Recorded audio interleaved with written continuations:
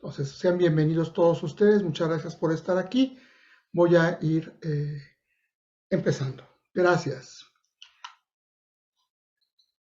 Zen como religión, 2022.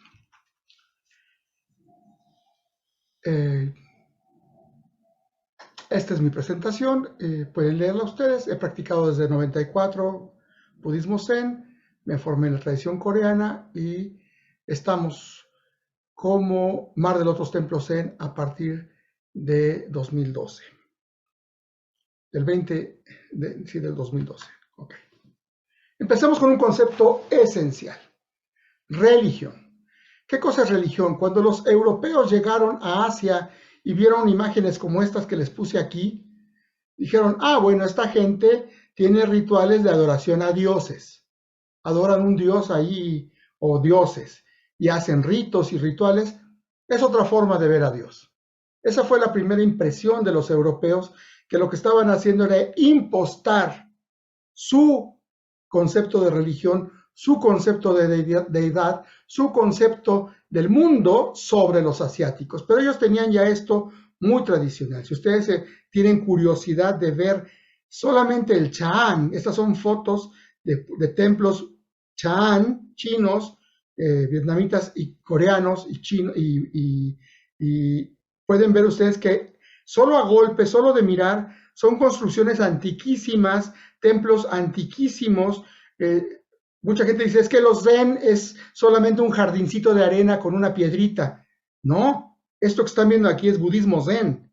Y en Corea es igual de fastuoso, y en Vietnam y en todos lados. Dices, pero ¿qué es esto? ¿Cuánto tiempo ha pasado para que esta gente tenga estos rituales y esta apariencia de religión tan identificable? Vamos a hablar de eso. O sea, el budismo como tal tiene 2650 años en todo el mundo. Lo que pasa es que desde Occidente es reciente, y cuando tú llegas con tus ideas occidentales y se las implantas, se las impostas a aquello, crees que es lo mismo y que sabes de qué estás hablando.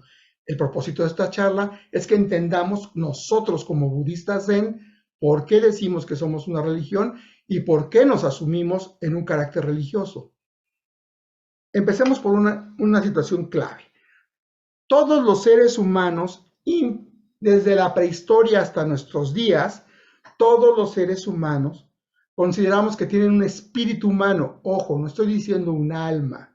El espíritu humano es esta capacidad voluntaria, esta voluntad que se impone a la realidad y que pasa los problemas y que se mantiene entusiasta y que se mantiene vivo y que se mantiene energético buscando el gran propósito. Y ese espíritu humano no tiene marca registrada en ninguna religión, existe en nosotros. La mente y la fe ya sea en ideales, ideologías, ilusiones, realidades. La confianza, la fe en que se puede estar a salvo, estar mejor, estar más fuerte, pasar el problema, llegar a otro lugar, acceder a algo que deseamos. Entonces, el ser humano todo tiene este espíritu humano, mente y fe. Y eso es reconocible en cualquier ser humano, crea o no en Dios, tenga o no tenga una religión. Está ahí porque es un producto mismo de nuestras capacidades inherentes y de nuestro intelecto. Está en la mente y realidad. Sin embargo, con el tiempo, desde la prehistoria que veían los relámpagos, como estos señores están ahí viendo los relámpagos afuera de la cueva, hasta el niño que hoy está embobado viendo el celular, todos buscamos explicaciones. Si vemos aquí arriba, hay explicaciones. Déjenme hacer una brevísima, sucinta reflexión. Las explicaciones, cuando van por lo observable, lo comprobable, cuando van por lo experimental, cuando van por las teorías del mundo y cuando construyen conocimiento y técnica a partir de ello, van por el derrotero que puse aquí arriba rojo. De la explicación surgirían las filosofías, de las filosofías y la experiencia y la experimentación, la ciencia, y de las ciencias y sus hallazgos surgen las tecnologías. Esa es una ruta humana del pensamiento humano. También implicado dentro de las explicaciones está la pregunta del origen y el destino, de dónde vengo, a dónde voy, qué vamos a hacer, y eso lo han tenido muchas religiones y es inherente a los seres humanos. Eso también se involucra con las filosofías y da origen a la cosmogonía. Y esa indagación también está implicada en la ciencia misma y evidentemente dará algún tipo de explicación que se van reforzando unas a otras. Sin embargo, cuando ya tenemos una idea de origen y destino y surge la cosmogonía, esto es, las explicaciones sobre la fundación del mundo, el origen del mundo y hacia dónde va, cómo fue construido, en las distintas etapas históricas del desarrollo humano ocurren diferentes explicaciones dependiendo de cuánto o qué estaban buscando ellos entender. Solamente un acto de fe bastaba para una explicación de un mito, pero cuando esa indagación de la cosmogonía la llevas a la filosofía y a la ciencia, puede que encuentres la astronomía y la astrofísica y puedas entender las estrellas. Entonces, entiendan que no son una cosa buena o mala, son elementos que están dentro de nuestra explicación de la mente cuando ve la realidad. También se desarrollaron y se siguen desarrollando supersticiones. Esto es, actos que se vuelven como creíbles porque levanté esa tarjeta una vez y se oyó un trueno. Ah, cuando levanto la tarjeta se oye el trueno. Si la de malas levanto la tarjeta y hay otro trueno, confirmaré mi superstición. Y así como esto hay muchas supersticiones, de manera popular o no, y todos los seres sintientes, esto lo saben bien los psicólogos, pueden desarrollar conducta supersticiosa, con y sin lenguaje, con y sin ideas o imaginación, sino creer que por una acción que no tiene relación con otra, esa acción produce aquella otra. Ese es el aspecto supersticioso. Pero de ahí vienen creencias y todo esto se junta con la necesidad de la fe humana y tenemos ritos, esto es, acciones que si hacemos algo aquí en conjunto, producimos aquello. Y así como en el pasado pudo haber un hombre que golpeaba una piedra para que ya no lloviera, siglos después, miles de años después, en otro continente, hay humanos que sacan corazones para que el sol se mantenga girando. Entonces, los rituales, la fe, las creencias, las supersticiones, la cosmogonía, todo esto tiene un final evolutivo que va creando sistemas religiosos. Algunos también, los sistemas religiosos también toman de la filosofía y en algunos casos también toman de la ciencia. Entonces, todo esto es una serie de elementos que son reforzantes, autorreforzantes, y generación tras generación se toman, se asumen, se practican, se revisan, se explican, se abandonan, y esto está presente en la mente humana continuamente.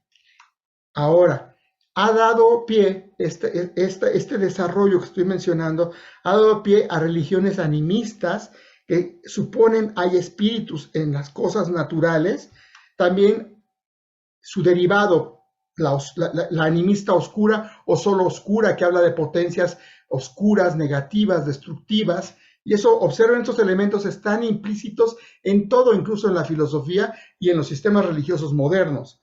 Todo lo tenemos ahí.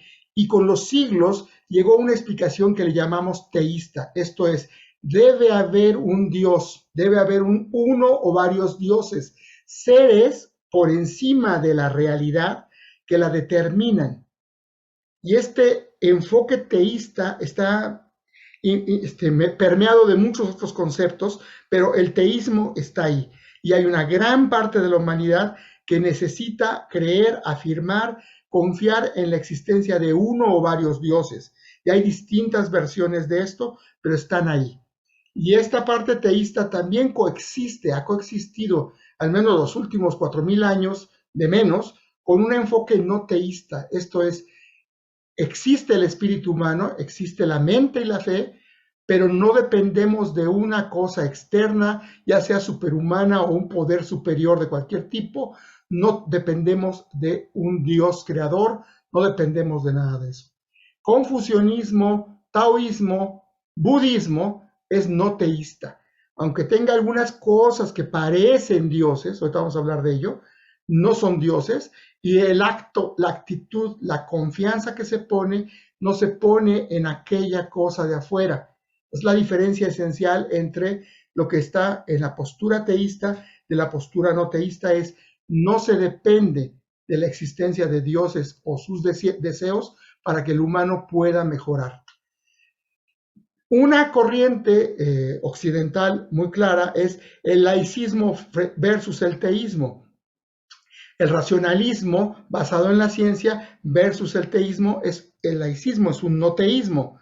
Sin embargo, el no teísta no se contrapone al teísmo. Lo entiende, sabe cómo funciona, cómo sucede, algunas cosas puede coincidir, pero no depende de un Dios creador. Y el laicista dice solamente aquello que los humanos hacen y no necesitamos ni las religiones. Y tristemente hoy es muy notorio que hay un grupo de gente que recurre y regresa a esta postura que se llama en filosofía el nihilismo, una creencia de nada existe, no existimos, no pasa nada si hacemos lo que sea, no venimos de la nada y vamos para la nada, que es el nihilismo, que no podríamos decir que es no teísta, pero no es forzosamente correcto desde la perspectiva budista. Y hay una corriente que cada vez es más grande, sobre todo entre los jóvenes, de indiferencia. Estos rollos de la religión, estos rollos de creer o no creer en Dios, esto de seguir o no seguir un patrón moral, no me interesa, a mí solo me interesa el consumismo, ver mi celular, perderme en mi fantasía, no me interesa ni la política, ni la ciencia, ni la tecnología, soy indiferente a todo esto. Y este rasgo, pues es muy pobre porque pierde el espíritu humano, la mente y la fe en un marasmo de indolencia. Y esto es el otro, está ahí también existe esto. Entonces, esto es el contexto donde estamos hablando nosotros, y para esta plática, más allá de discutir cuál es una buena religión, eso no es lo que queremos decir, ni siquiera queremos decir que creer o no en Dios es bueno o malo, creer o no en un alma es bueno o malo, creer en un paraíso o no es bueno o malo, eso no es nuestro propósito en esta charla, es decirles qué pensamos desde el budismo. Entonces voy a usar una definición operativa de la religión que no involucra el creer en Dios, por favor. Los que crean en Dios es muy respetable, pero solo entiendan que para que podamos platicar de religión, necesitamos partir de un lugar común. Y entonces, el lugar común, vamos a usar esta definición. Sí, la palabra religión viene de religarse, y los que siguen la perspectiva ateísta dicen reunificarse, reconectarse con Dios. Los no teístas decimos reunificarnos, ¿con qué? Pues con nosotros mismos y la realidad, nada más. Y la realidad no es otra forma de decirle a Dios. En la realidad es esta realidad donde hay gente que cree en Dios y lo necesita, y hay gente que no cree en Dios y pueden convivir. La realidad que abarca a todos, humanos y no humanos. El conjunto de principios y creencias, de normas de comportamiento para la conducta individual y social, de cultivo de sentimientos de devoción, de prácticas rituales y ceremonias, que son propias de un determinado grupo humano y con las que el practicante reconoce una relación que lo une con, en el enfoque teísta, un dios o varios dioses, en el enfoque no teísta, con la realidad del universo por sí mismo. Estos elementos le permiten tener prácticas y un estilo de vida, desarrollar un sentido de pertenencia y propósito, a la vez que canalizan su necesidad espiritual, enmarcándola en las disciplinas de una tradición y el conocimiento de su filosofía. Entonces, si entendemos por esto religión, en esta definición operativa caben todas las religiones del mundo. ¿Qué elementos operan en las religiones? Aquí los que han practicado budismo zen con Mar de Lotos reconozcan esto que hay aquí. La realidad está ahí, con humanos, sin humanos, con dinosaurios, sin dinosaurios. No importa cómo la conceptúes, la realidad está ahí. No importa si la entiendes o la aceptas, la realidad está ahí. Y en esa realidad el ser humano tiene una experiencia intelectual y emocional frente al mundo y una experiencia del sufrimiento emocional. Eso tiene, por estar vivo, por ser un ser humano. Alguna vez en una charla me decían, ¿y si yo no soy un ser humano? Bueno, pues no sé qué haces aquí. Esta charla es para seres humanos. Los seres humanos normales, naturales, orgánicos, con sus componentes naturales, tenemos la experiencia del dolor, de la enfermedad, de la muerte, de los accidentes, de la pérdida, pero también la experiencia intelectual y emocional de la angustia, el estrés, la sobreproducción de pensamientos, las preocupaciones, las obsesiones con recuerdos del pasado, el dolor que eso nos provoca, que llamamos sufrimiento. Si una persona no tiene eso, el budismo no le va a ayudar en más. Ante el mundo, como ya habíamos visto, ante la realidad, una solución, una estrategia de los seres humanos ha sido tener religiones, ¿sí? Y las religiones están, como les explicaba, permeadas, compuestas de mitos, filosofías, creencias, cosmogonía, unas con relación o no con la ciencia, unas con relación de explicaciones de la realidad comprobables o no. Eso no es lo que estoy discutiendo. Lo que estoy diciendo es que hay cosmogonía, creencias, filosofía y mitos.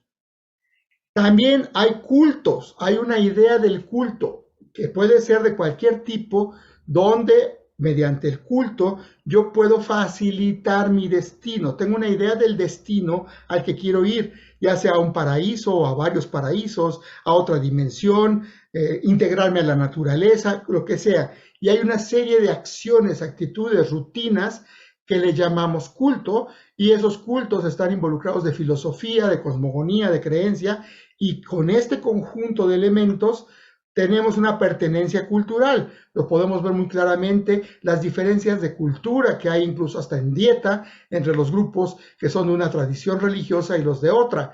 Hay diferencias porque hay una pertenencia cultural mediante este sentido y propósito y destino que la religión nos da. Y evidentemente hay un rol y una calidad de vida. Es muy natural y es muy estudiado cómo en diferentes tradiciones religiosas hay roles distintos para las personas que están ahí involucradas. No juzgo si buenos o malos, pero ocurre, y hay una forma de organización que permite una calidad de vida. Más o menos cuando las personas se apegan a los códigos religiosos tradicionales o preponderantes, van a vivir más o menos acorde a la comunidad en la que están. Y esto les permite tener una vida reconocida, una vida enmarcada en el bienhacer de su sociedad. Y esto ha sido en diferentes tradiciones.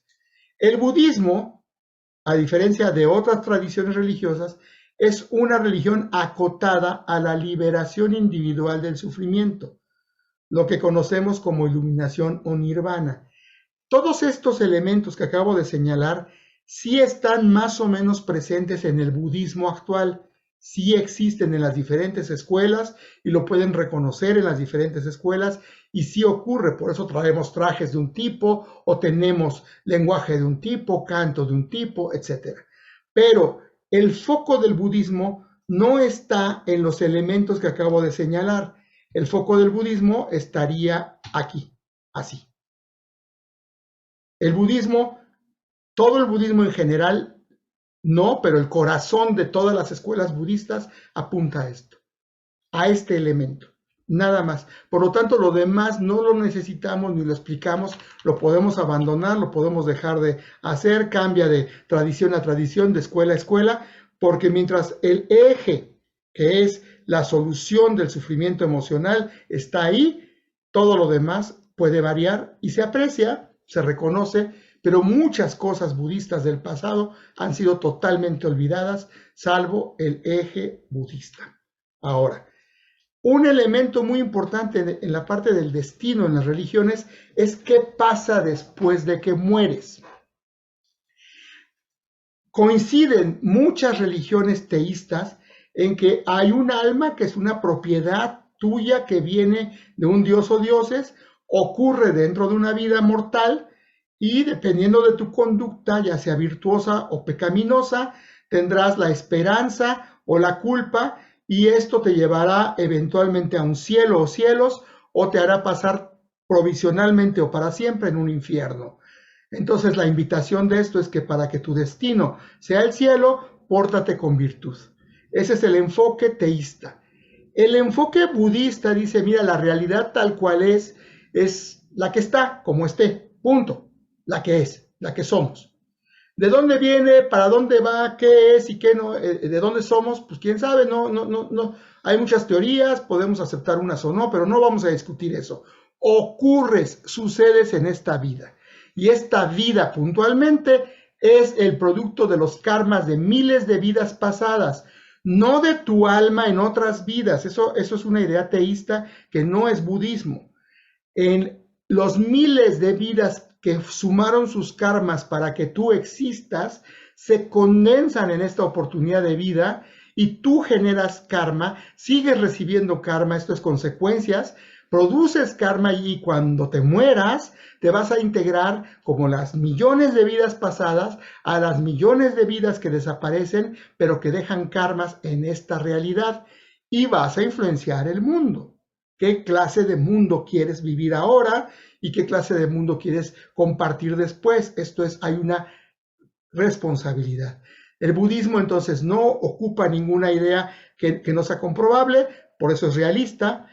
Parte de la responsabilidad de tu conducta, la gratitud a los millones de vidas y esfuerzo del pasado, la vigilancia de tu conducta, la humildad de tu pequeña vida frente al universo todo, la ecuanimidad para llevarte la vida más o menos como puedas de la mejor manera y la actitud compasiva para los seres sintientes hoy y del futuro. Puede que haya algunos maestros budistas y otras tradiciones budistas y otras escuelas que hablen distinto de esto, que usen otros símbolos o que incluso hablen de renacimientos y cosas así. En el budismo zen decimos, pues aunque fuera, la experiencia es de la propia vida. Y lo que puedes hacer es en esta vida. Entonces vean la diferencia que hay entre las corrientes teístas de Asia y Occidente y las corrientes no teístas, particularmente el budismo. Y nosotros como budistas, el Buda mismo rechazaba y hacía como que no es correcto, por irresponsable, por indolente e indiferente, el nihilismo, que parte de decir, vienes de la nada, estás lleno de nada, nada te compone, hagas lo que hagas, no afectas en nada porque vas a la nada. Esa idea, esa explicación de las cosas, esa postura no es ni cercana a los teísmos, ni cercana al budismo. En el teísmo dirías, no, tú vienes de Dios, vienes de la voluntad divina, vienes de una alma que te dio Dios, esa alma puede haber vivido otras vidas o no, pero está aquí presente, tu conducta y tu comportamiento te va a llevar al cielo o al infierno, entonces haz lo correcto para Dios. Y por esa certeza de Dios y por su creencia en el destino que Dios les da, los teístas tienen un comportamiento correcto. Los budistas sabemos que el karma existe, todo tiene consecuencias, somos responsables del karma y por esa certeza de la realidad y el karma buscamos un comportamiento correcto. Cuando dos personas tienen un comportamiento correcto, congruente y estable uno con el otro, pueden vivir en paz. Por eso el budismo y otras tradiciones religiosas pueden hacer ecumenismo, tenemos puntos de contacto. Donde no podemos estar de acuerdo es en aquello que niega todo, rechaza todo y no se responsabiliza. Por eso el nihilismo, en este sentido, que es como explicaba el Buda, no es una práctica budista. Bien, voy a terminar esta sección comparando, haciendo un resumen rápido. Las religiones teístas creen en un Dios creador o en varios que dictan el comportamiento de todo el universo, afirman que el universo es una creación divina regida por su voluntad, afirman la existencia del alma o identidad eterna, afirman la vida después de la muerte, tienen profetas y libros sagrados que afirman son dictados por su dios o dioses, su fe está basada en la creencia en un ser superior y la obediencia a sus designios, ofrecen un paraíso para los creyentes que cumplen y un infierno para los que no cumplen, buscan la realización del bien común mediante el apego a sus principios y costumbres, creen en la existencia de esencias, energías, potencias y seres no terrenos. Entre los teísmos está el hinduismo todo, shintoísmo, todas las tradiciones cristianas, musulmanas, zoroastrismo, jainismo. Hay diferentes tradiciones, es una de las conductas o de las corrientes religiosas más dispersada, más extendida, son las tradiciones de origen o de conducta o de enfoque teísta. Las menos, pero que son religiones que existen, son las no teístas. Aquí voy a hacer ejemplos del Buddha-dharma, del budismo, porque es lo que yo conozco. Para empezar, no se afirma la existencia de un Dios creador, se afirma que el universo se basta a sí mismo para explicar sus fenómenos sin la intervención de fuerzas sobrenaturales, predica que la realidad está sujeta al cambio y transformación constantes, por lo que todo es resultado de la combinación provisional de algo más, lo que no permite la continuidad eterna o existencia eterna. No afirma que algo tenga esencia permanente o fija, por lo tanto el individuo nace, vive, muere y se reintegra sin que sobreviva una identidad. Esto niega el concepto de alma eterna. Afirma la constante del efecto de las cosas o causalidad o karma del que uno es responsable. Busca la realización del bien común mediante el desarrollo de los individuos. Su fe está centrada en la capacidad inherente de superación y capacidad de autoayuda del ser humano. Tiene, como otras no teístas, un maestro fundador histórico. Sus enseñanzas son consideradas útiles, pero pueden revisarse para la mejor aplicación. Predica el espíritu humano, libertad, paz y dicha como lo más importante, similar al taoísmo, y la responsabilidad en su papel en la sociedad humana como el fin más noble, similar al confucianismo. Y el budismo zen tiene elementos claramente taoístas y confucianistas ya integrados. Bien, ¿qué beneficios tiene tener una vida espiritual? La que sea, en la tradición religiosa que sea, o fuera de una tradición religiosa, pero una vida espiritual. Pues, sea cual sea, nos da una certeza de consuelo o alivio, una esperanza, confianza, seguridad, un sentido, un propósito en la vida, paciencia, reconciliación, clarificación de la conciencia, en algunos casos éxtasis o una sensación de unidad con algo más, o con el todo, o con la realidad. Nos da, cuando se puede y es bien practicada, paz mental y ecuanimidad. Esa es la parte particularmente valiosa de una vida espiritual. Esto puede ser a través de tener confianza en lo externo y en un Dios, por ejemplo, en el teísmo, o exclusivamente en lo interno y humano, como en el budismo, o en combinaciones de esto y grados de esto. Pero siempre va a estar una relación entre lo externo y lo interno, lo divino y lo humano, en todas las tradiciones teístas, y en las no teístas, lo único que estaremos haciendo es lo humano desde lo interno y lo externo, sin el particular del aspecto divino o eterno.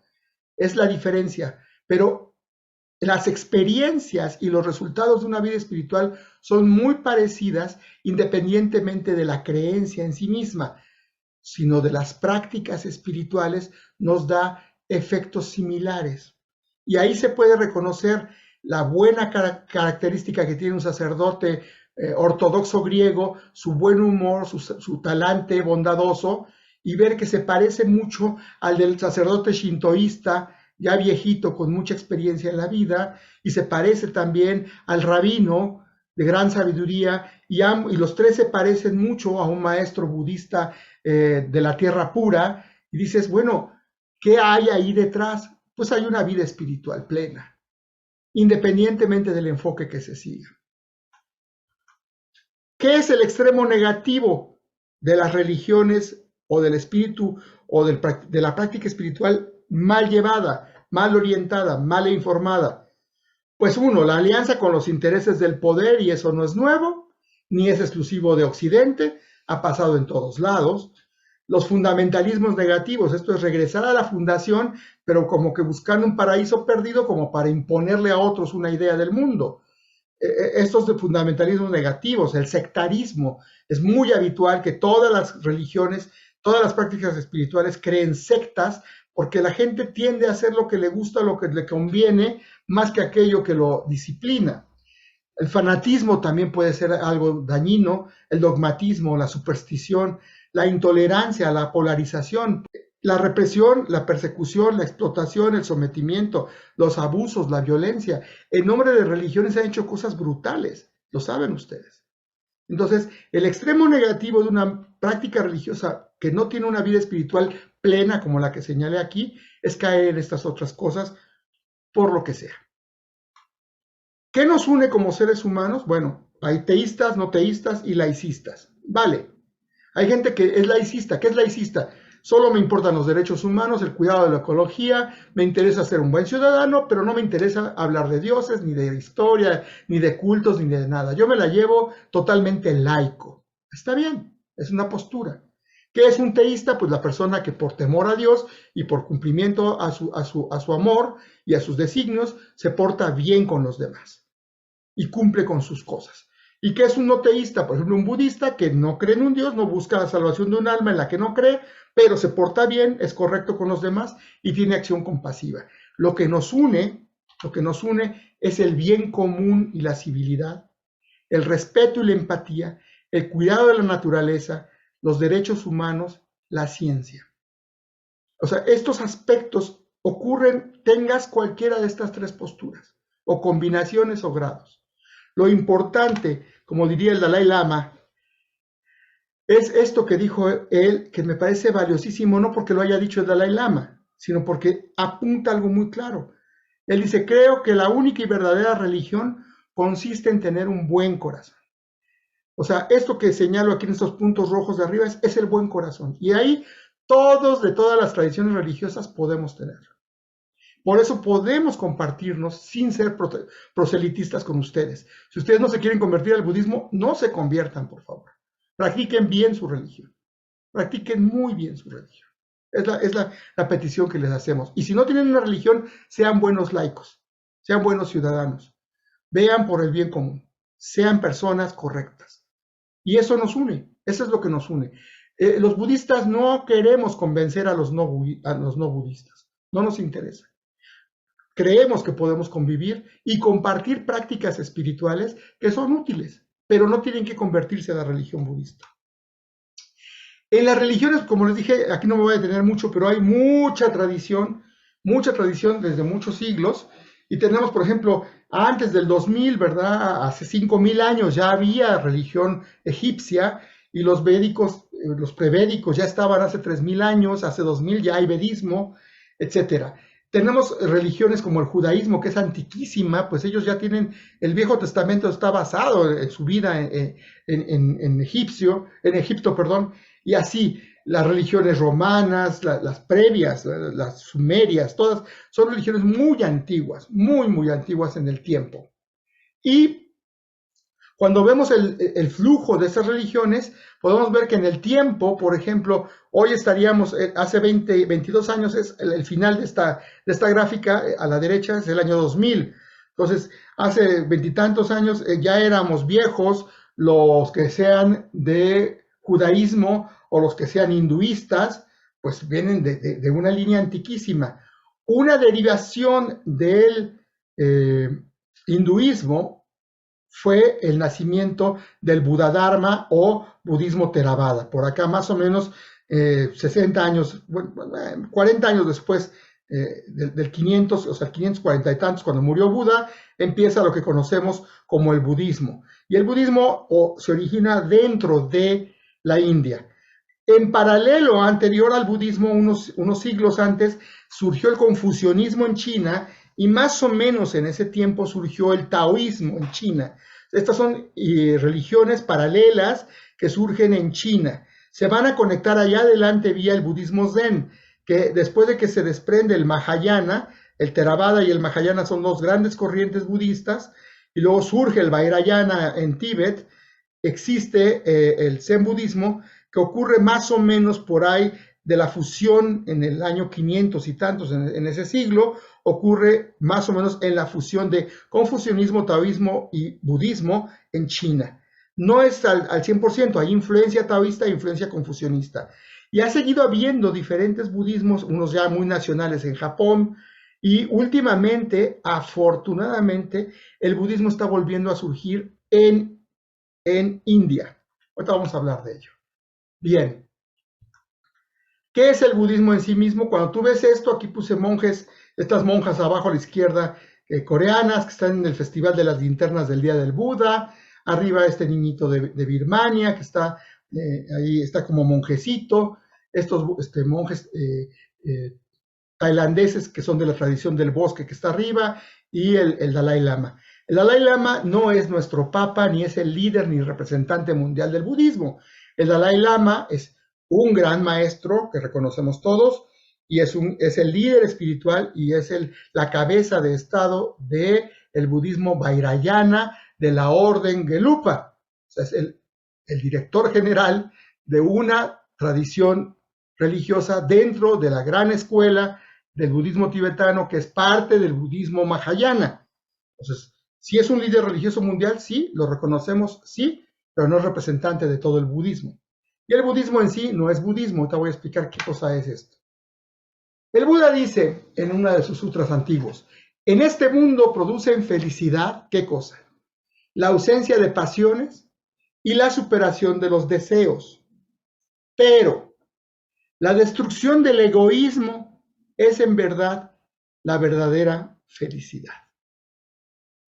Quédense con esa frase, vamos a hablar más de ello.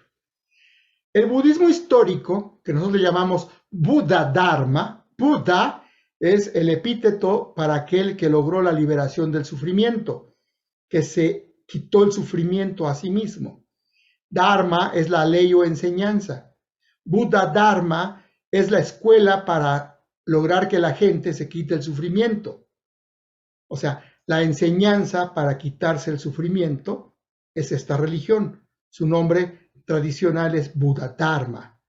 Los occidentales que lo conocieron dijeron, ¿quién es tu Dios? No, ¿cómo? ¿Quién es la cabeza principal? ¿A quién adoras? Preguntaban cosas que los orientales no entendían, pero cuando dijeron, ¿quién es a mi maestro? Sí, a ese. Bueno, Buda, entonces ustedes son budistas. Adoran al Dios Buda y Buda es un Dios. Esa fue la interpretación occidental, pero nosotros decimos, no, históricamente no es así. Buddha Dharma es la enseñanza para quitarte el sufrimiento.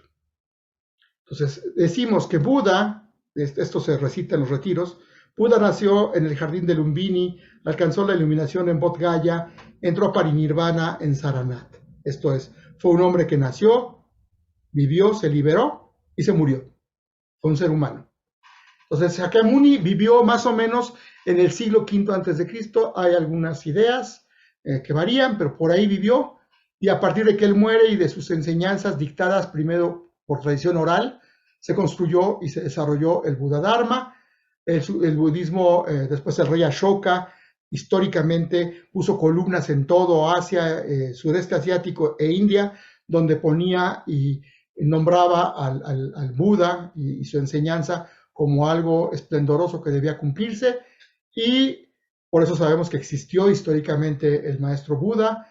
Después hubo una universidad que duró muchísimos siglos en Nalanda y otras universidades en el norte de la India, donde el budismo desarrolló sus conceptos más elevados y surgió el budismo Mahayana, y después fue destruido. La Universidad de Nalanda fue destruida ya en el siglo 1000, o sea, en el siglo XI fue destruido porque entraron los mogoles, que es un grupo cultural, y destruyeron el budismo, lo erradicaron completamente.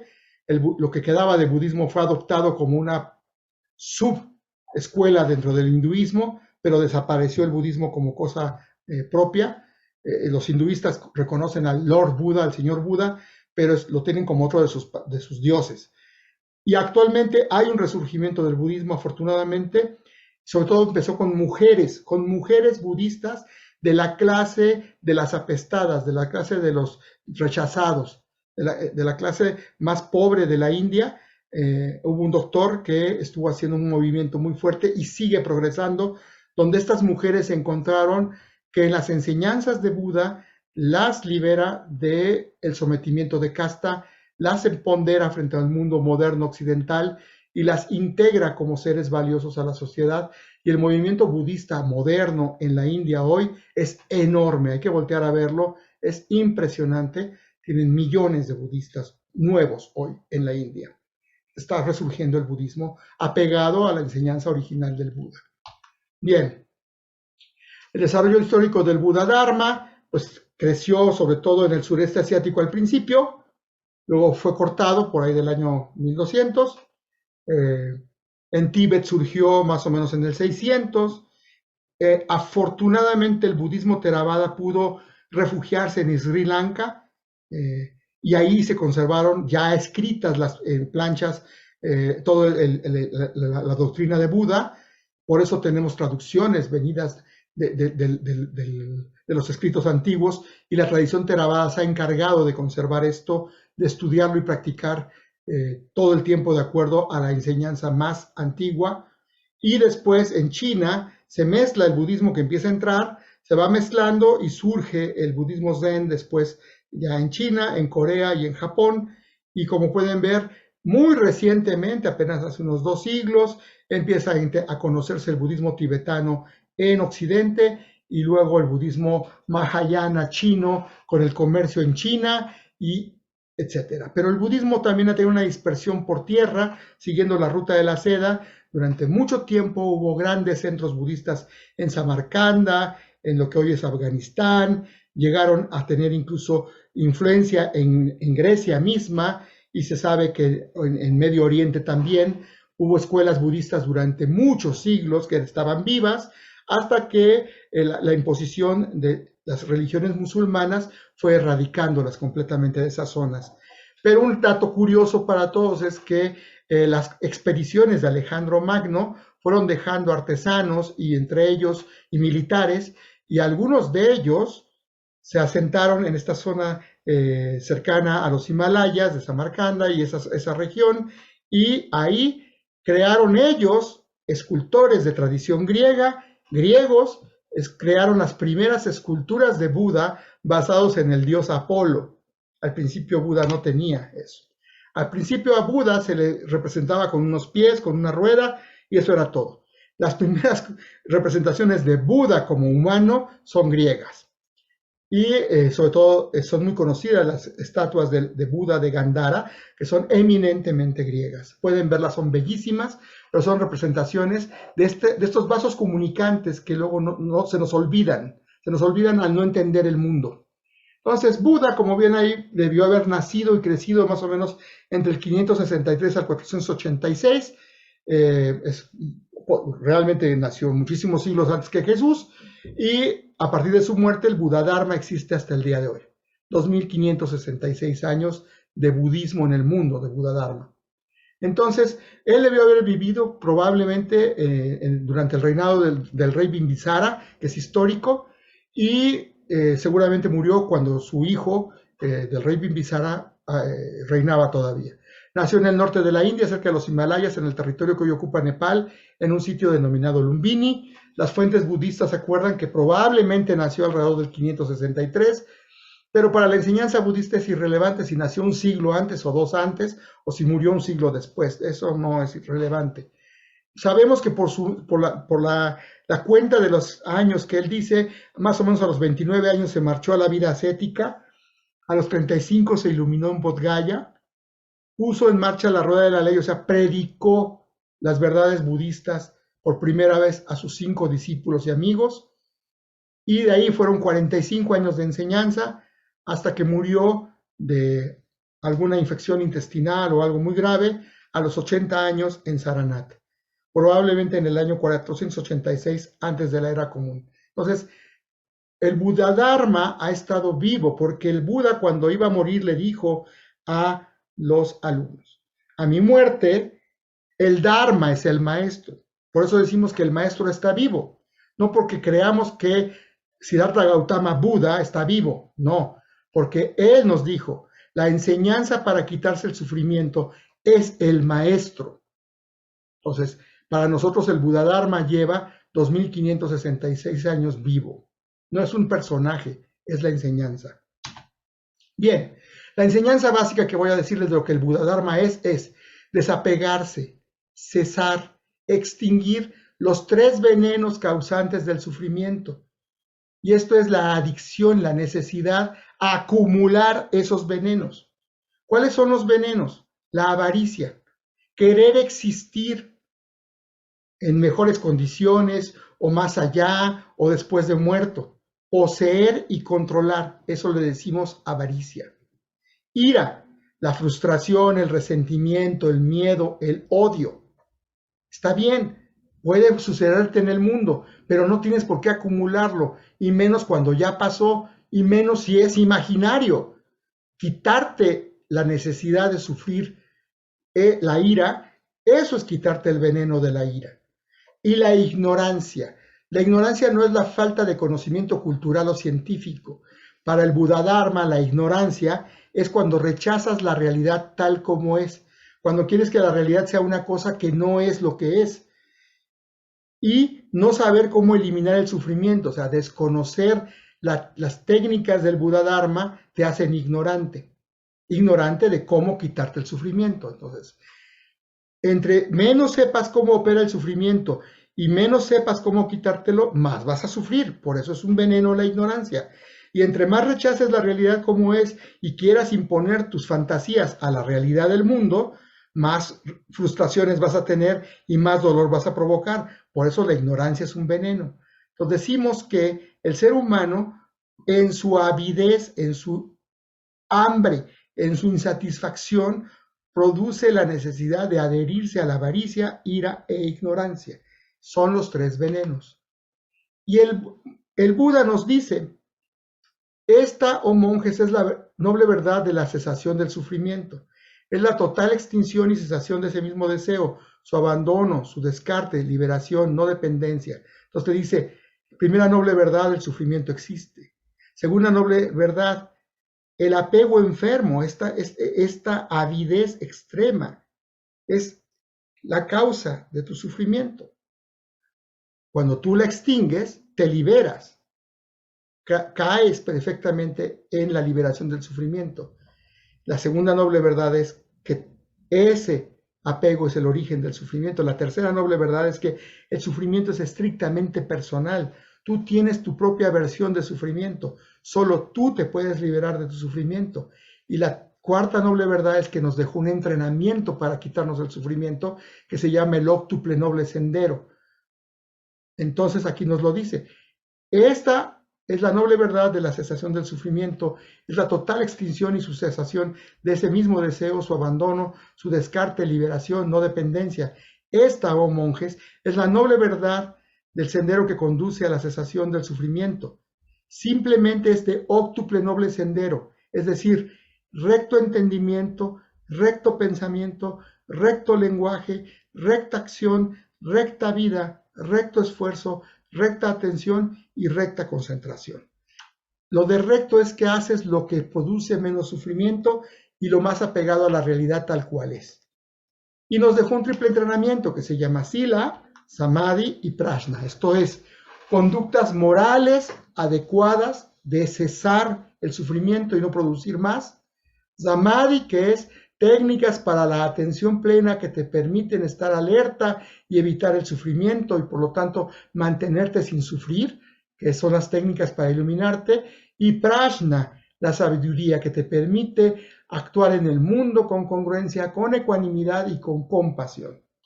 Entonces, la sila o moralidad es la práctica de la ética de hacer aquello que menos sufrimiento provoque para mí y los demás, y es la responsabilidad por las consecuencias. Samadhi es la práctica de la meditación como herramienta para erradicar el sufrimiento y es la atención plena al momento presente para vivir tu vida así, sin sufrimiento. Y Prajna es la práctica de la aceptación innegociable de la realidad tal y como es, de manera que se use la propia vida como vehículo de liberación y es la talidad, esto es, la realidad tal y como es. Entonces, en la realidad tal como es, conviene más cooperar y ser compasivo que violentar, arrebatar y despojar.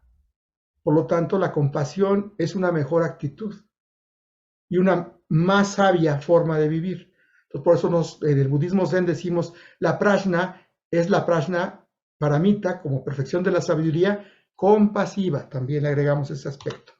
Bien. Los preceptos y arrepentimientos, como lo vemos en el Buddha-dharma, la meditación es el samadhi, la ecuanimidad o su cultivo es lo que llamamos sabiduría.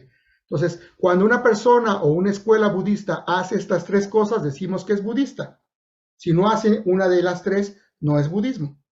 Toda la religión budista, todas las escuelas que yo conozco, todos los maestros con los que he platicado, todos los libros que he leído de todos los maestros de diferentes tradiciones, coinciden en que hacen triple entrenamiento, son budistas, de distintas escuelas, pero somos budistas. También nos dejó el camino medio. La leyenda dice que escuchó a un músico tensar su cítara. y que le decía a su hijo, si está muy apretada se revienta, si está muy floja no suena bien. El camino medio es caer en ni un extremo ascetismo, rigidez, dureza, ritual, dogmatismo, ni extrema lisonja, creer lo que se te antoja, hacer lo que se te antoja, crear tu propio camino y tú llevártela por la libre. Eso no. Camino medio significa vas a hacer aquello que aplica a tu vida y vas a hacerlo de una manera sensata y vas a hacerlo de una manera práctica. Pero si tú no sabes, buscarás un maestro que te ayude a templar tu instrumento. Ese es el camino medio.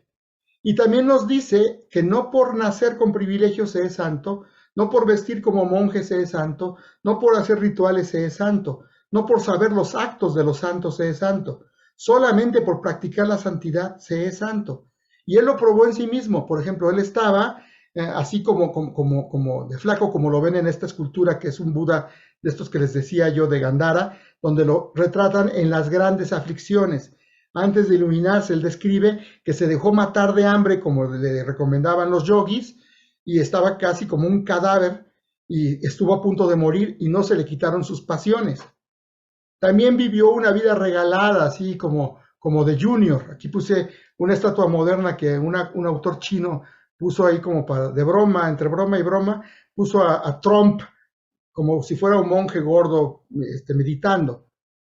Tiene muchas lecturas esto, pero este personaje, Trump, es como un ejemplo de lo que pudo haber vivido el Buda en su momento. Él pudo haber tenido todos los lujos y dedicarse al poder y a todo aquello. Y el camino medio está en medio. El Buda ahí poniendo la tierra por testigo de que no se levantaba de ahí hasta que lograra la liberación del sufrimiento. Un Buda sano, un Buda saludable, de camino medio, que es el Buda que seguimos nosotros. Otra enseñanza básica del Buda Dharma es: todo es impermanente, transitorio, fugaz, temporal, lábil, volátil, cambiante, incierto, provisional, momentáneo, pasajero. Cosa mala para los momentos alegres, cosa buena cuando las cosas se ponen mal. Todo es impermanente. También el sufrimiento es impermanente. Y el karma, la enseñanza básica del Buda Dharma. Todo tiene consecuencias. El karma es, lo decimos en los 5 recordatorios, recibo y heredo a otros el resultado de mis pensamientos, palabras y acciones. Entonces, el karma tiene esta característica. Quien siembra frijoles cosecha frijoles, quien se come los frijoles y no los siembra no cosecha nada. Todo tiene consecuencias. Entonces, todo lo que hacemos. Aquí la pregunta que el Buda Dharma nos hace es: si ya sabes que el sufrimiento es impermanente, si ya sabes que existe el karma, si ya sabes del camino medio, ¿por qué no, en lugar de practicar cultivar tu sufrimiento, practicas cultivar tu paz mental? Aunque la paz mental sea impermanente. ¿Cómo prefieres vivir? Porque somos seguros del karma. ¿Qué es el karma? Pues los generados son ecos. Las condiciones de las vidas pasadas resuenan en nuestra vida moderna. Antes de morir tú y yo vamos a generar karmas y eso deja un residuo. Una vez muertos, nuestros cuerpos se disgrega y tiene efecto en el mundo, es un eco. Se descompone, es nutrimiento para otros seres. Cuando los karmas que generamos alcancen las condiciones, se manifestarán en la vida de los que no están, de los que ya están, perdón. Y la mayor parte de los que recibimos el karma del pasado no fue a propósito para nosotros. Somos anónimos, somos colectivos. Lo que hacemos llega a millones de vidas, consciente o no, con o sin internet, siempre han llegado a todas las vidas. Porque el eco de una vida resuena en todas las vidas del mundo, inmediato y futuro. El punto es qué huella quieres dejar. Y el sufrimiento es porque, si somos sensatos, la vida es dura. Vivir como un ser humano es difícil.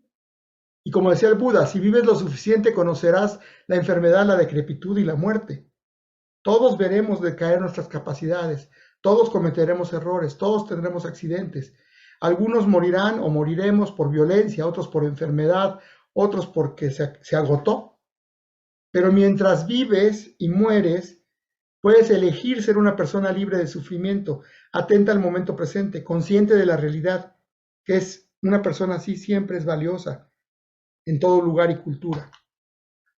Ahora, cerrando ya esta parte, terminar el sufrimiento desde la perspectiva budista, ¿qué cosa es? pues no hablamos de que te quites con el budismo la enfermedad, la decrepitud y la muerte, ¿no? Ya vimos en esto que eso es natural, pero hay algo más que le ponemos los humanos y es el sufrimiento emocional. ¿Qué es? Pues este deseo, esta hambre, esta sed, esta necesidad de apegarte a cosas imposibles. ¿Qué son las imposibles en la realidad tal cual es? Pues pretender que el pasado se corrija. El pasado no tiene ya nada que hacerle. Querer que se adelante esa versión del futuro que nos gustaría. Va a ocurrir cuando va a ocurrir, no cuando tú quieras. Si lleva un proceso hasta que se acabe, si es en una fecha futura hasta que llegue, no va a pasar cuando tú quieras. No estar donde estás ahora. Si te pasa eso es que tienes un problema de insatisfacción, pero no hay manera de que por voluntad desaparezcas aquí y aparezcas allá. Como le digo a mis alumnos, ¿no te gusta? Vete. Simple. Que lo que hacemos no tenga consecuencias. Todo el mundo usa el, nomás tantito, nada más tantito hago esto, nada más tantito hago el otro. Indolente, inconsciente. Y de repente ya tenemos el mar lleno de plástico por los tantitos. Claro que todo tiene consecuencias, aunque lo ignores. No morir jamás, es imposible vivir para siempre, porque todo lo que nació, una vez que se cesen las condiciones, morirá. Y no cambiar. En un universo que cambia todo, ¿tú por qué no habrías de cambiar? Todo el universo, a todo a tu alrededor, adentro y afuera, todo está moviéndose, todo está cambiando. ¿Tú por qué no? Entonces, no cambiar es un imposible, es una ilusión. Y adherirte a esto es lo que te genera sufrimiento emocional. Entonces, nuestras prácticas nos permiten entender cómo es que nos generamos ese sufrimiento cuando no aceptas la realidad tal cual es, cómo detenerlo y cómo evitar que surja más sufrimiento de ese estilo. Claro que es estrictamente personal, como les decía, y cada quien sufre a su manera y todo el mundo siente que su sufrimiento es el único del planeta Tierra. Entonces no hay otra. Tienes que hablar desde tu propio sufrimiento para salir de él. Tienes que reconocerlo y entenderlo. Y meditar, la práctica de la meditación Zen, ayuda a tener paciencia y sinceridad para dejar de hacer trucos mentales que te acaban lastimando. El objetivo es desapegarte del hábito de sufrir. Tienes un hábito de sufrir emocionalmente. Cuando ya no necesites ese hábito de sufrir emocionalmente, desaparecerá con todo el sufrimiento emocional. Y claro que es un proceso y no quiere decir que no sientas, que no ames, que no trabajes, que no estudies, que no hagas planes. Puedes hacer todo eso. Lo que no tienes que hacer es habituarte a mantener tu sufrimiento emocional. Yo conozco grandes ingenieros que han hecho grandes obras, pero con un estrés brutal porque tenían miedo de no ser reconocidos. Y hubieran hecho lo mismo y hasta mejor si se hubieran quitado el miedo de ser reconocidos o de no ser reconocidos. Conozco médicos fabulosos que están operando a alguien como quien lleva un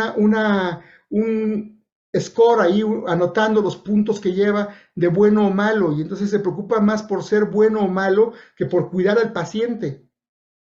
Entonces, no, cuando tú rompes ese hábito a sufrir, te vuelves más efectivo, más ecuánime, más alegre, más feliz. Conozco budistas, algunos de mis alumnos caen en el error de hacer de sus prácticas budistas su fuente de sufrimiento. Ahora quieren ser perfectos, que Bocchi los vea perfectos y que sean buenos y que Bocchi los califique de buenos y sienten que si se equivocan ya son malos. Y yo les digo, oye, por favor, no me hagas del budismo una fuente de sufrimiento, es incongruente, es peor que nihilismo. Lo importante es desapegarse de lo imposible y aceptar con ecuanimidad la vida. Entonces, si tú logras vivir así, decimos que alcanzaste el nirvana, porque tienes ecuanimidad, produces poco sufrimiento o ninguno, ayudas a los demás, estás libre, eres un Buda caminando por la calle, comiendo tacos ahí en el metro Ermita. O sea, eres un Buda, sea quien seas. Y todos caemos ahí por segundos. El chiste es que voluntariamente pudieras vivir así. Para eso es el budismo. Ahora, hablemos un momento sobre la conversión religiosa budista. La pregunta que me hacen muchos, ¿es necesario cambiar de religión o volverse budista para practicar Zen?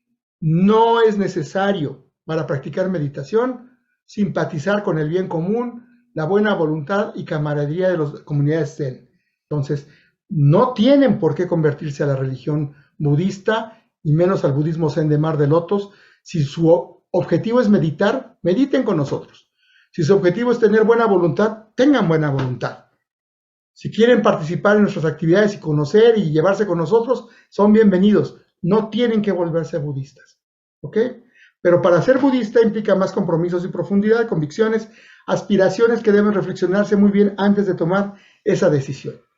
Cuando tú ves un budista real, no de pose, un budista no es alguien que trae el pelo rapado y un rosario en la mano. Eso no es un budista. Podría ser, pero eso no es. Un budista es una persona ordinaria, viviendo plenamente consciente una vida ordinaria. Plenamente consciente. Esa es toda la diferencia. No podrías saber si alguien es budista o no hasta que lo veas actuar momento a momento en las diferentes situaciones del mundo. Lo que es importante es que tratará de aplicar una quietud enfocada en cada actividad y momento en su día y mantendrá en las diversas condiciones y momentos una ecuanimidad voluntaria. Mucha gente puede ponerse atento por accidente o actuar bien en alguna circunstancia por accidente.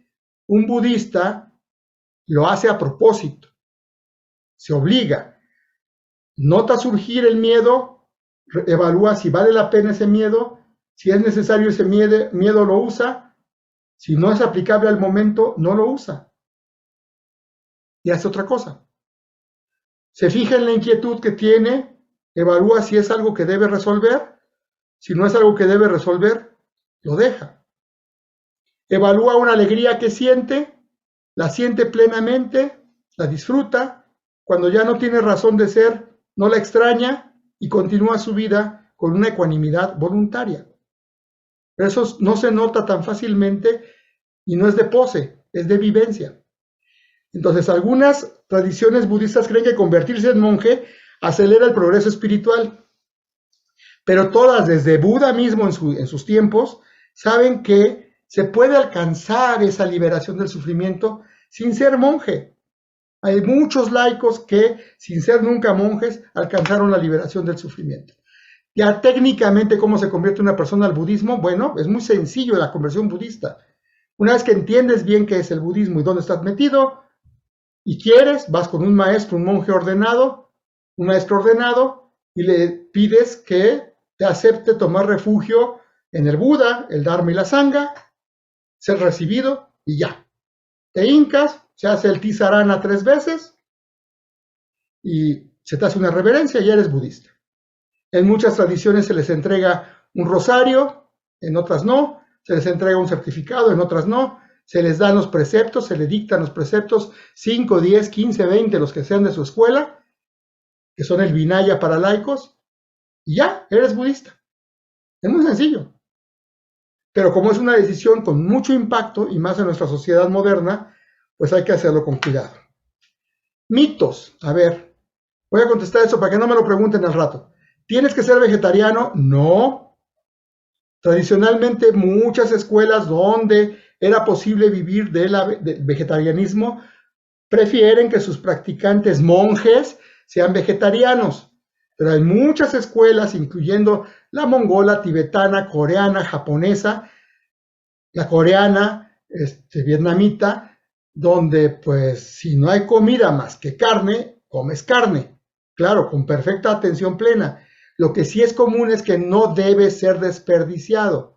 Si se tomó una vida para el mantenimiento del templo, se tiene que comer completa. Si alguien te ofrece un taco de algo que mató y no hay más comida y te lo ofrece porque eres una persona que merece el ofrecimiento, no le haces caso y asco y con soberbia dices, no, yo no, mi religión no me lo permite. Esa soberbia te la repudiaría el Buda, porque el Buda se comía lo que le ponían en el plato, no andaba escogiendo. Y muchas veces incluso se teoriza que se murió porque se infectó probablemente con carne de puerco echada a perder. O, por la traducción, pudo haber sido una seta venenosa, pero no negó la comida. Y alguna vez alguien le puso excremento y se lo comió. Entonces, ser un verdadero budista no es ser vegetariano y menos un soberbio en ningún sentido. Pues no tienes que ser vegetariano, no. En nuestro templo, por ejemplo, en los espacios consagrados en el templo, no se admite comida no vegetariana por tradición y porque podemos. Pero hay muchos templos donde eso no aplica. Templos en Asia. Entonces, no es rígido, no es rígido. ¿Debo volverme oriental? No. No tienes que portarte como oriental, vestirte como oriental, ni hablar oriental de nada. Tú puedes ser budista en tu idioma. Mar del Otros, Templo Zen, es budista en tu idioma. ¿Me debo aguantar todo lo que me hagan? No. Debes buscar el menor de los sufrimientos, pero a veces tienes que usar la compasión activa y la compasión dura. A veces hay que decir que no, o poner un límite, o defenderte. No es que te aguantes todo. A mucha gente le dicen, ya eres budista, aguántate que te abusen tus hermanos. ¿Por? Si ser budista no me hace estúpido, puedo evitar y contener, puedo contener y limitar. Y si es necesario, tengo que limitar y defenderme. Voy a buscar de primera acción no hacer cosas violentas, pero aún la violencia la han usado grandes maestros y hay historias de monjes que han tenido que optar por la guerra cuando no había de otra.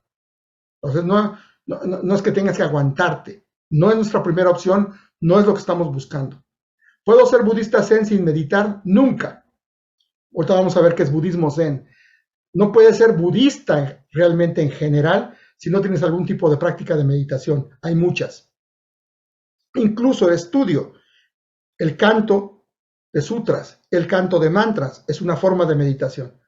Pero de hecho, un budista auténtico medita siempre con alguna técnica. ¿Puedo ser budista y católico? No convertido. Puedes hacer prácticas budistas como la meditación, puedes coincidir con algunos puntos que tenemos en la ética, puedes estudiar nuestra filosofía, pero si eres un verdadero católico deberías profesar tu catolicismo y es suficiente tu catolicismo para ser una buena persona. Si quieres sumarle meditar, está bien, pero no puedes decir que te convertiste al budista y sigues profesando la fe católica, porque hay elementos que son mutuamente excluyentes como herejías. Por ejemplo, la existencia del alma y de Dios no es reconocida por el Buda Dharma y es negada incluso. Y la no existencia del alma y de Dios es, si tú dices que crees en eso, pues eso es completamente herético para el catolicismo. No deberías hacer eso. No por moda, no por postura, no por llevarle la contra a tus papás. Yo te invito a que si eres un verdadero católico, busques el catolicismo correctamente. Como me lo dijo una vez un monje coreano, me dijo, mira, el mexicano no necesita el budismo, ya está dicho por Jesús. Él dice, yo soy la verdad y la vida, a través de mí se llega a Dios. Dice, ponlo en términos de tu práctica humana. Tú eres tu única verdad y tu única vida porque estás aquí. Solo a través de cuidarte tú, protegerte tú, controlarte tú, realizas la voluntad de Dios. Pues no necesitas volverte budista, no para encontrar algo exótico, ¿ok? ¿Puedo ser budista nihilista? Nunca. O sea, alguien que dice, soy budista, pero no creo que haya consecuencias. Prefiero ser un budista que no cree en nada. No, hombre, olvídate, no puedes estar con nosotros. El nihilismo es repudiado por Buda específicamente. O sea, no puedes decir que existe la nada y que venimos de la nada y que todo va a la nada. Eso no existe. Venimos de la vida, de la realidad tal cual es, y vamos a la vida, a la realidad tal cual es, aunque no haya alma eterna y aunque no sea por voluntad de Dios. Así ocurre en la talidad. Y tienes una responsabilidad de tu karma. Entonces no puedes ser budista y nihilista. ¿Puedes creer en la Virgen de Guadalupe? Bueno, el mito guadalupano existe, pero la dependencia de un ser externo está bien para los que son teístas. Un budista no necesita eso. Ah, pero ustedes creen en los bodhisattvas y creen en Dios, en dioses, como las estatuas. No creemos en los bodhisattvas como si fueran la Virgen de Guadalupe. Sí hay algunas tradiciones que son de ese estilo, pero están, decimos, deformadas.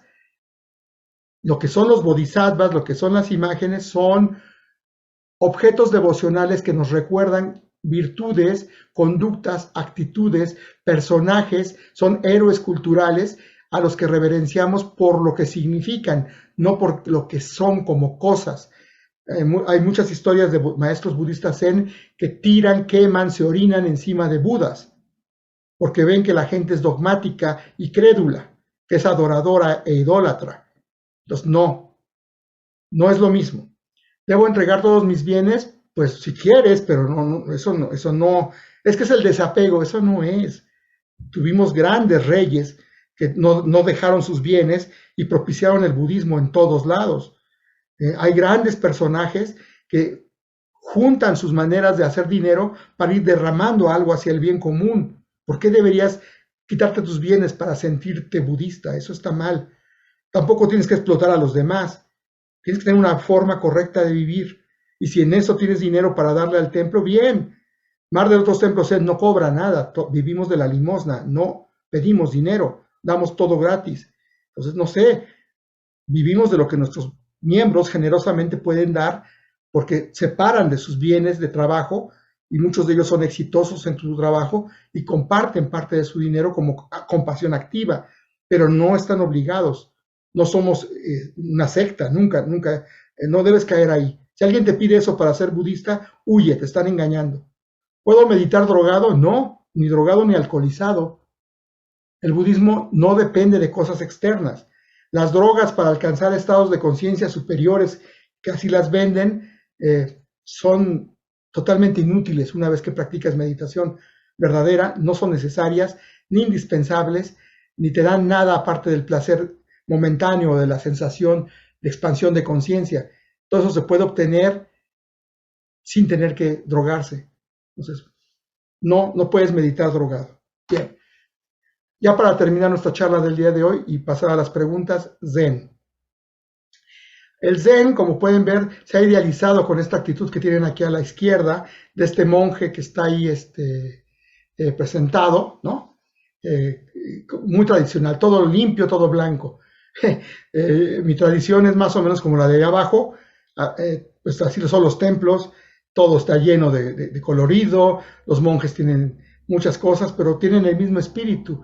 Ahí tienes unos de los Rinzai arriba, que están meditando hacia el centro, véanlos, japoneses. Y el Zen tiene muchas caras. También están los Tien, vietnamitas, y hay otros.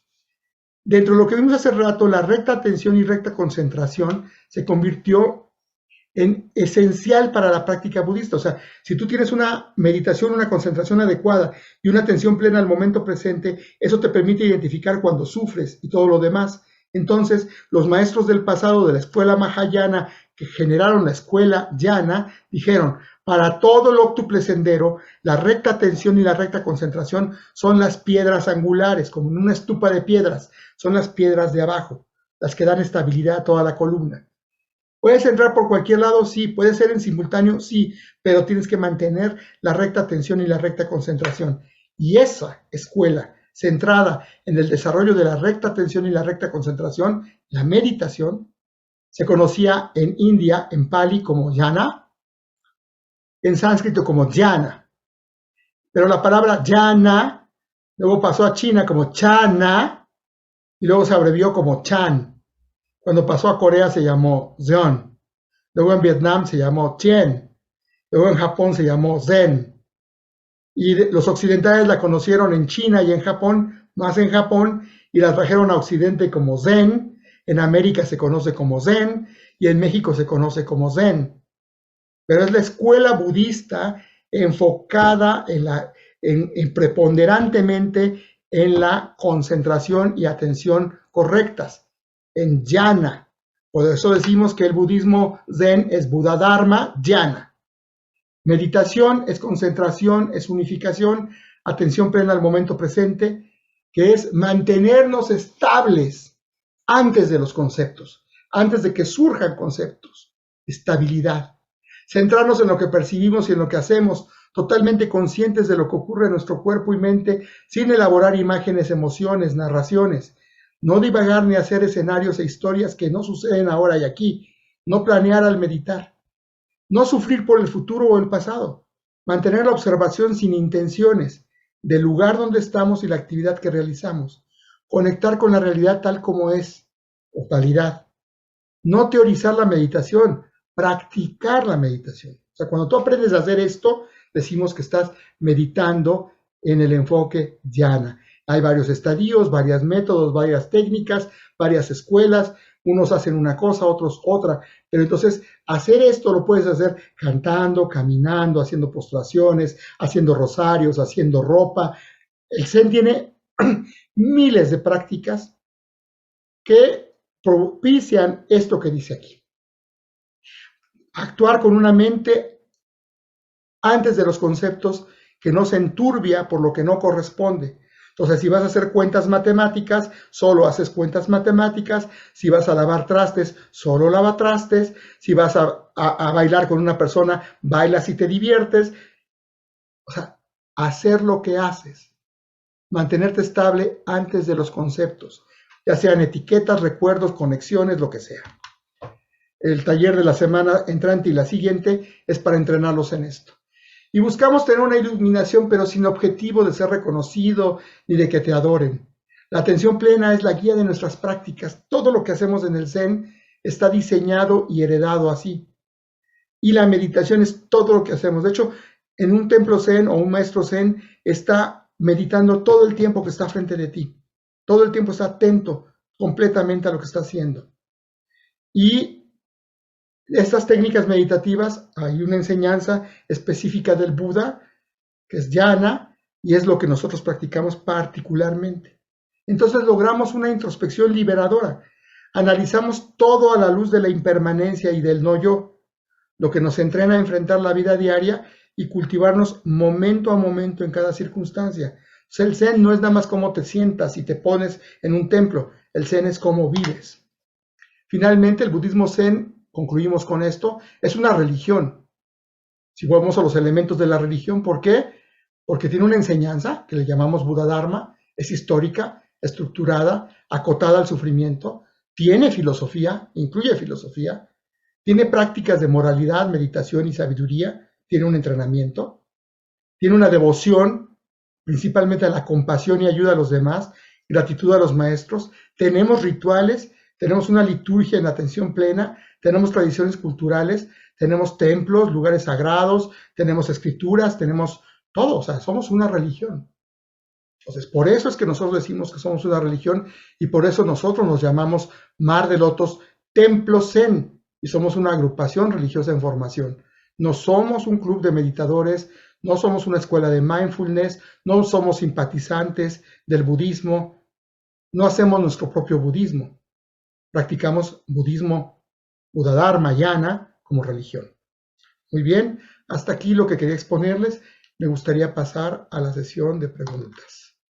Nada más antes, una broma. JP Sears es este muchacho que hace cosas en YouTube. Búsquenlo, JP Sears. Es muy crítico, es muy irónico, vale la pena verlo. Tiene una donde hace burla a los gurús comerciales. Y ustedes eviten esto. El Zen lo han asociado con muchas cosas, está muy manoseado. Es nuestro deber como religión aclarar que sí y que no. Y el Zen no es fitness o yoga, no. El yoga es, aunque Buda practicó yoga y varias de las prácticas físicas y de posturas de meditación y de posturas de manos que usamos son herencias tomadas del yoga temprano y del hinduismo, y muchos conceptos vienen del hinduismo o ya se trataban o se reforman a partir del hinduismo. Zen no es yoga.